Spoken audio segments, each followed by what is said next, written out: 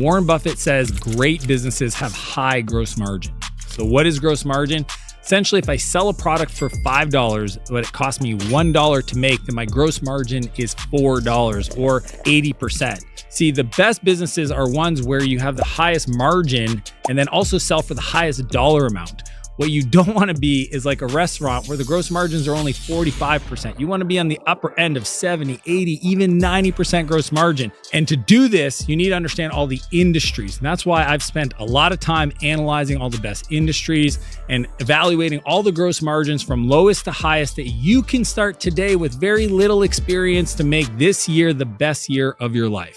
The first business is a product business. Typically, these companies have 50 or 60% gross margin. Now, I've been involved in some incredible product companies like Pila that does a biodegradable phone case, or Laundry Sauce, which is a modern day detergent company, or Lomi that does a food composting device. And I mean, these are literally some of the best companies out there, but I've seen people lose their shirt building product companies because they don't understand how to get distribution, how to get sales, how to build a product efficiently. And essentially they take all their savings, put it into a product, don't get any revenue. So if you want to make a product business work great, these are the 3 things that you need to do right. Number 1 is you have to pre-sell. See, most product companies use Kickstarter or Indiegogo or other crowdfunding platforms so that they can validate demand for the product without losing money. Now, I know you've probably been burned by investing in some of these crowdfunding campaigns, but the best ones know how to do them, promote them, market them, get the money, and then use that to actually build the product. The second thing is you have to do direct to consumer. And the reason why is you got to skip the retailers, because if you go through a wholesaler to a retailer, by the time you actually get paid and there's the big cash flow issues, it's very hard to make a product business work. That's why Amazon has been a big category for a lot of people that are getting into the product space. And the third thing is you have to invest in the brand. This means making sure that you use premium products, meaning that you care about word of mouth, that you focus on reviews, that you look for opportunities to get press to drive traffic to the business, because that's what's going to create the flywheel to make a product business work. The second business is an agency or sometimes a service business. The margins are between 60 and 70%. Now, I've learned over the years that the easiest companies are ones where you take a skill that you already have, maybe as an employee, and then offer that skill to other businesses and get paid to either do for those businesses what you currently do or teach them how to do it for themselves. Now, I've seen a lot of people launch different types of agencies, social media marketing agencies, etc. And the ones that actually scale and make money, not just have a low paying full-time, sometimes double full-time job, they focus on these 4 things. Number 1 is they focus on a strong pain in the market. If you think about it, you could start an AI company today where you go and you analyze businesses and all the inefficiencies and then introduce them the AI tools to solve those problems. And you would make a ton of money because businesses will pay for anybody that can show them how to save them or make them money. Using AI is a modern day way of them getting leverage. And you can even negotiate where you get paid more based on how much money or time you save them. Number 2 is productized services. See, if you sell just work for time, then you're always going to get paid for your hour. What you want to do is get paid for an outcome. And to do that, you got to focus on one thing. If you're a designer, focus on logo designs. If you're a programmer, focus on the onboarding experience. If you're a salesperson, focus on the discovery call. Teach people how to do one specific thing so that you can productize it. And as you grow, you can buy back your time by having somebody else support different aspects of that productized service. Number 3 is focus on reoccurring revenue. See, too often when we start, we just want to get paid to do the thing. Problem is that every month you got to get paid to do the thing over and over and over again. So you start at 0 at the beginning of every month. What you want to do is sell a service, an ongoing reoccurring revenue service for whatever that work is, so that you come in, you evaluate it, you support them, you keep doing more work. And that way you can sign them up for 3 months, 6 months, 12 months of service, and you start building the revenue base. Number 4 is you want to scale with systems. The whole philosophy is build a business you don't grow to hate. The way we do that is by replacing yourself using a system, a checklist for how you deliver on that agency work.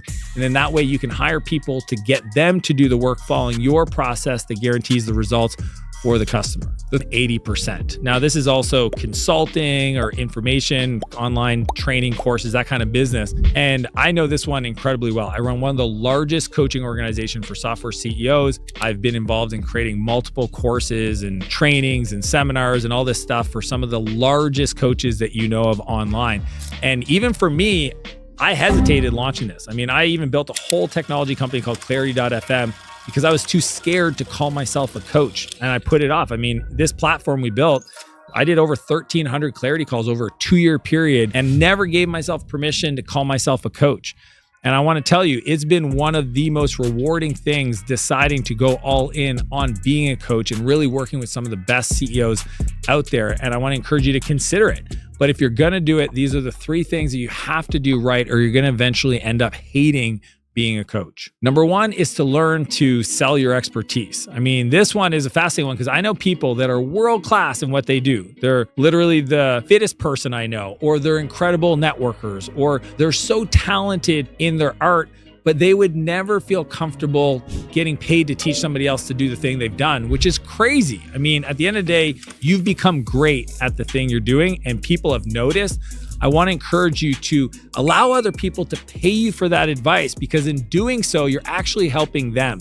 Oftentimes, the transformation happens at the transaction. So them investing in themselves by hiring you to teach them how to become world-class at what you do is actually where a lot of the value is created. Number 2 is strategy.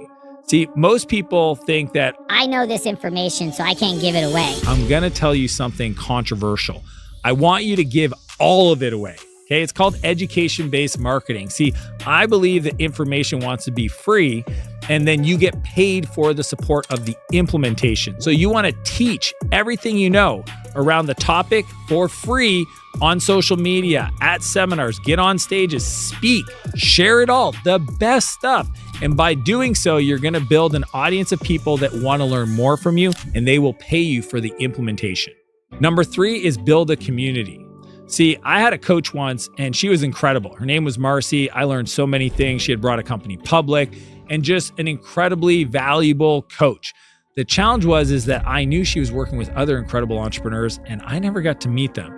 Never once did she organize a dinner or a meetup or anything so that I could also get value from meeting the clients she worked with. I'm telling you, if you are a coach, having a community where other people from that same coach can connect and meet each other, that's where a lot of value as a coach will come from to help you with keeping people in your world and also allowing you to send their support as you grow the business. The 4th business is software, and the gross margins are between 80 and 90%. If you think about it, having a new customer use your software costs nothing. Literally, it's like server data storage on some computer. Now, I learned this personally back in the 2000s when I started writing code and building software.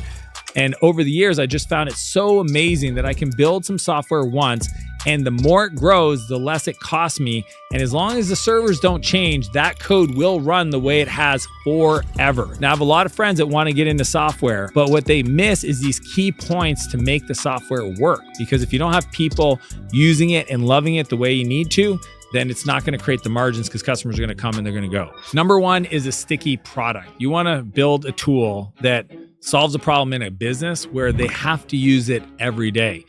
Think about things that are painkillers, not vitamins. You want to create something that's a must-have problem solve, not a nice-to-have like a vitamin. Think, dating sites where it's just like a one and done, or taxes where they do it once a year. Those are not tools that are going to have daily usage like a Dropbox or a Slack. So you want to look for problems that are sticky in regards to the product solving those problems and keeping them around. Number 2 is boring industry. See, most people build software for marketing or sales because it's what they know. But the problem is the customers are going to be swapping off of your product to your competitors every 3 to 6 months.